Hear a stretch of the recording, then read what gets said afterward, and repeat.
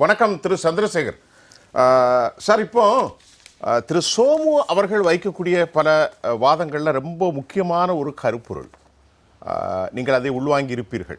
Social மீடியாவில் தாவேகாவினர் வைத்ததும் முதல்வர் அவர்களுடைய கடும்போக்கு சொல்லாடல்கள், இதையெல்லாம் எப்படி பார்க்கின்றீர்கள்? ஒரு விவகாரத்திற்கு மற்றொரு விவகாரத்தை நாங்கள் சமன்படுத்த இயலாது. ஆனால் இது மாதிரி தாவேகாவினர் எக்ஸ்ட்ரீமாக பேசியிருக்கிறாங்க அப்படின்னு மூத்த பத்திரிகையாளர் வைக்கிறார். அதை எப்படி பார்க்கின்றீர்கள் திரு சந்திரசேகர், காங்கிரஸ் கட்சியின் செய்தி தொடர்பாளர்? வணக்கம். வணக்கம். அதாவது இன்றைக்கு நீங்க ஒரு பிரச்சனைக்கு இன்னொரு பிரச்சனை தீர்வாகாது.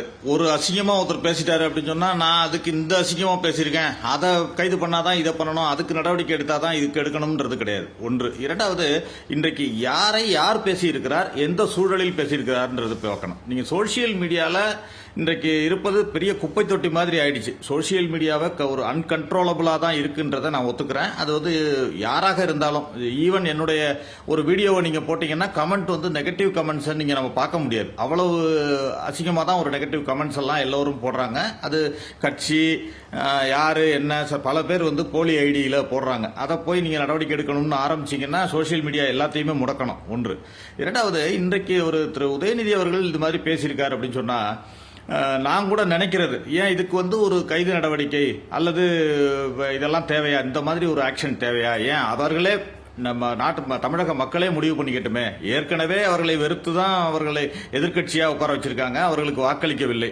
இன்னும் ஒன்று கூட சொல்லுவாங்க, give loose rope to suicide அப்படின்னு சொல்லுவாங்க. அது மாதிரி அவர்களுடைய இந்த மாதிரி பேசினாங்கன்றதை எக்ஸ்போஸ் பண்ணாலே அவர்களுக்கு எதிராக மக்கள் திரும்பக்கூடிய வாய்ப்பு இருக்கு. அது நடவடிக்கை எடுக்க தேவையில்லைன்னு கூட நான் நினைக்கிறது உண்டு. ஆனால் இன்னொரு பக்கம் எடுத்துக்கிட்டீங்கன்னா, திரு விஜய் அவர்களை நம்பி வாக்களித்த மக்கள் அல்லது திரு விஜய் அவர்களை நேசிக்கும் இன்னொரு மக்கள், அவர்களுடைய கட்சியினர், அவங்கெல்லாம் என்ன நினைப்பாங்க, ஒரு ஹீரோ, தன்னுடைய ஹீரோவை பார்த்து இவ்வளவு கொச்சையாக பேசிய பிறகும் ஒரு நடவடிக்கை கூட எடுக்காமல் இருக்கும் ஒருவர், என்ன ஒரு முதல்வர் பதவியில் இருப்பவர் இப்படி ஒரு நடவடிக்கை எடுக்காமல் இருக்கிறாரே என்ற ஒரு ஆங்கிள்லையும் நம்ம பார்க்க வேண்டியிருக்கு. அதனால இது மாதிரி ஒரு நடவடிக்கையும் தேவையாக இருக்கிறது. ஆனால் அவர் வந்து அடுத்தடுத்து இதை தொடர்ந்து நீங்க பாத்தீங்கன்னா அவர் தெரியும், 2021 தேர்தல் பிரச்சாரத்தில் எடப்பாடி அவர்களையும் திருமதி சசிகலா அவர்களையும் இணைத்து எப்படி கொச்சையாக பேசினார் என்பது தெரியும்.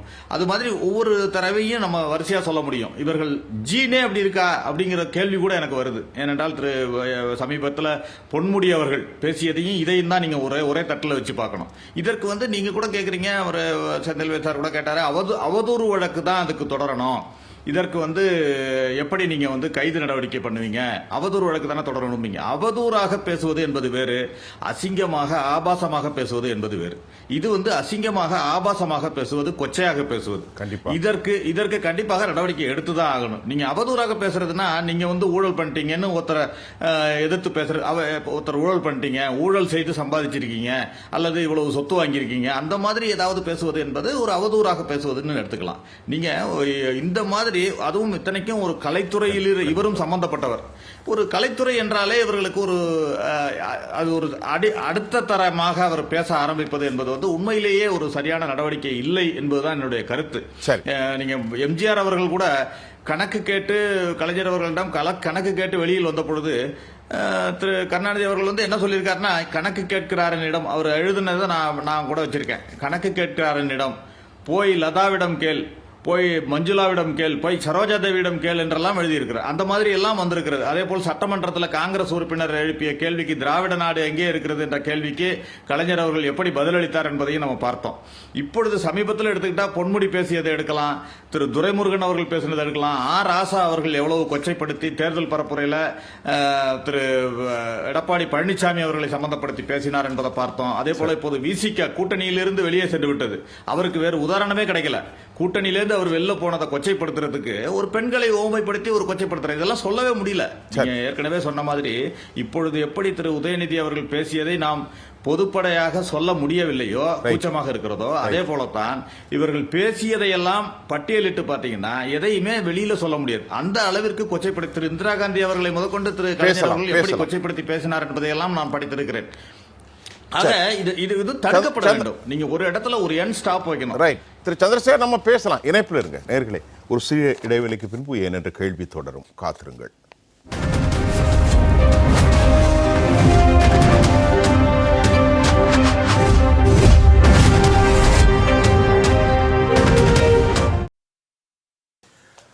திரு சந்திரசேகர், காங்கிரஸ் கட்சியினுடைய விவகாரங்களை பேசினோம். இந்த நிகழ்ச்சியினுடைய நிறைவு கருத்து உங்களுக்கு வைங்க திரு சந்திரசேகர்.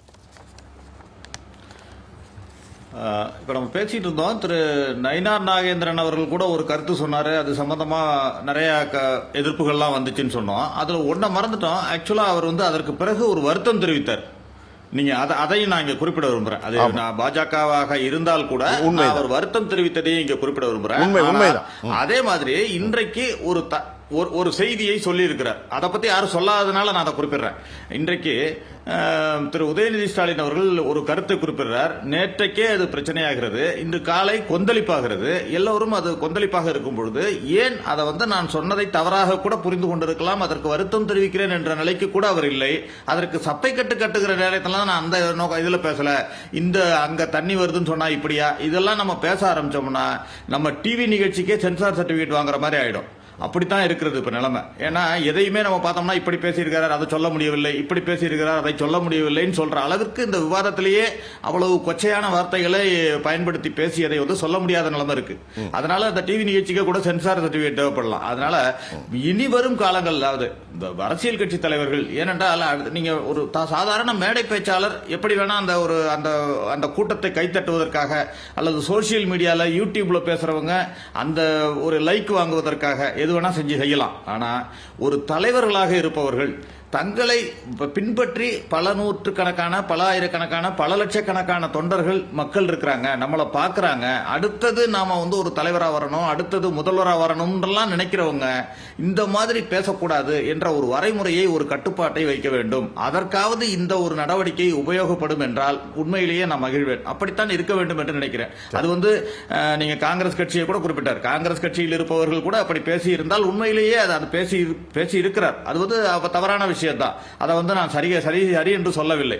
யாராக இருந்தாலும் அதற்கு ஒரு முற்றுப்புள்ளி வைக்கணும். அவர் பேசி இருந்தாரு, இவர் தான் அந்த காலத்தில் பேசியிருக்காரு, 72ல பேசணுமே, 82ல பேசணுமேன்றதெல்லாம் விட்டுட்டு இனிமேலாவது ஏன்னா நீங்க ஒரு பேசுறது என்பது அந்த காலத்துல எல்லாம் ஒரு மேடையில பேசினா அந்த ஒரு கூட்டம் கேட்கின்ற ஒரு 300 பேர் 500 பேரோட முடிஞ்சு போயிடும், அல்லது அந்த பேப்பர்ல வரதோட முடிஞ்சு போயிடும். இன்றைக்கு சோசியல் மீடியா என்பது விரிவடைந்து இருக்கின்ற சூழ்நிலையில நெகட்டிவ் விஷயங்கள் தான். நீங்க அன்றைக்கு கூட காவிரி பிரச்சனைக்காக ஒரு ஆர்ப்பாட்டம் நடத்துகிறார். அந்த ஆர்ப்பாட்டத்தில் பல விஷயங்களை பேசியிருக்கிறார். ஆனால் இந்த விஷயம் தான் ஹைலைட்டா இன்றைக்கு பேசப்படுகிறது. அதுதான் நெகட்டிவ் விஷயம் தான். கடைசியில் பேசிய ஒரு நிமிட விஷயம் தான் நம்ம இன்றைக்கு விவாதித்துக் கொண்டிருக்கிறோம். அதனால நெகட்டிவ் விஷயங்களை பேசாமல் பாசிட்டிவ் விஷயங்களை பேசுவதை தலைவர்கள் முன்னெடுக்க வேண்டும் என்பதுதான் இந்த நிகழ்ச்சியின் மூலம் நான் வைக்கும் வேண்டுகோள். நன்றி.